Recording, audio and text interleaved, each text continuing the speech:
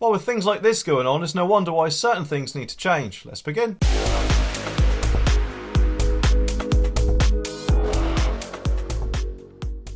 You know, my mate told me a story a little while ago about someone he knew was doing some work in a police station. He needed the toilet, so left all of his tools where they were and then went. But when he came back, he couldn't find his drill anywhere. So he stopped someone and asked if they'd seen it. But they said, no, I wouldn't have just left it. Well, why not? You know, I'm in a police station. To which they replied, because it would just get nicked. So unfortunately, it just goes to show that criminals can be anywhere, doesn't it? Which kind of brings me on to this story, because as the Sun reports, a 52-year-old police officer, whose job is obviously to protect the public, decided to travel 75 miles to try and meet a 13-year-old for sex whilst on duty. Now, don't get me wrong, I'm not trying to tar all police officers with the same brush. There are a lot of good ones out there, but people like this guy shouldn't have even got past the check-in stage, in my opinion. A Met police detective has been jailed for trying to meet a 13-year-old girl for sex whilst on duty. DC Francois Allrage, 52, travelled 75 miles to meet Caitlin, who was actually an undercover officer, after grooming her online. Police found 2 condoms, a bottle of lubricant and a packet of tadalafil